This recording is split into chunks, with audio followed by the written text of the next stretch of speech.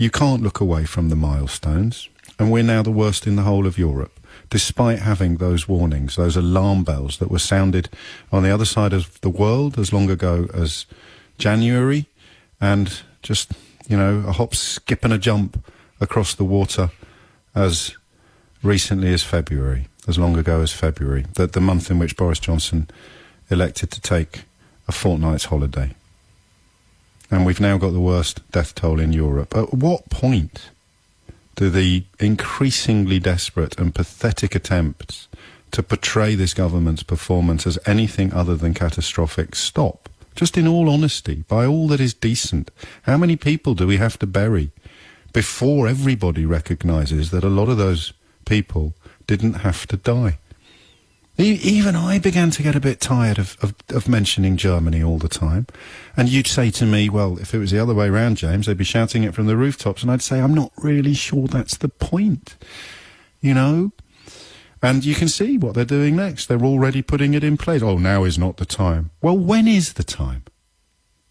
Now is not the time for well, when then? When is the time? When will the government give me permission to scrutinise the government? When will be an appropriate time to ask just how many dead people would still be alive today if the political response had been different and the political leadership has been present? I don't know, because it's just happened, and I'm very, very, very conscious of the burdens that we all carry at the moment, but, you know, I'm getting paid for this, so I'm more conscious of the burdens that you carry, perhaps, than any that I may be required to do so, because that's my job. But does that change it for you? The fact that, and this day has been coming for a while now, but it's now formal, it's now confirmed, feels like a lifetime ago, but it was only a couple of months that we were talking most days about the situation in Italy. We were taking calls from Italian-based Italy, from listeners in Italy. There you go. Not a complicated concept, really. And they were telling us, it is, what is it now, 6 weeks since I read you that message from my friend in Gran Canaria saying, what on earth are you doing in that country? And still they say, oh, yes, a lot of people are asking us about our success. And when they realise that won't wash, well, now is not the time to ask these questions. And if you are a critic of the fact that we have the biggest death toll in the country, then they'll be going through your bins as I speak, looking for any old Jeremy Corbyn badges or evidence that you might have once voted for the Labour Party. As if that matters. Secretary of State for Culture writing to the BBC at the weekend, without a single substantive complaint about that Panorama programme.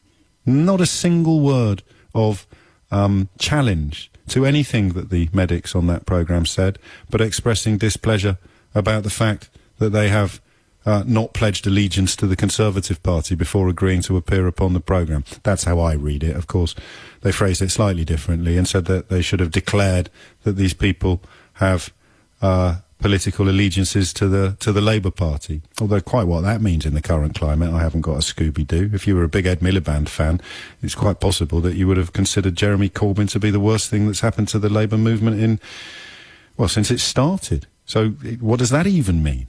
But it doesn't matter, does it? Because everything about these people is about evading responsibility. They're playing with the country as if it were a train set. That speech haunts me, you know. 4 days after the whole mess started, 4 days after the World Health Organization declared a global pandemic, and Boris Johnson was talking about one country needs to go in a different direction, to step into the phone box as Clark Kent and come out as Superman. I still don't really understand what he was talking about. Although, it's perfectly possible he didn't really either at the time. But here we are now, biggest death toll in Europe, and what are we supposed to do with that? How hard do you have to tug your forelock to pretend that doesn't matter?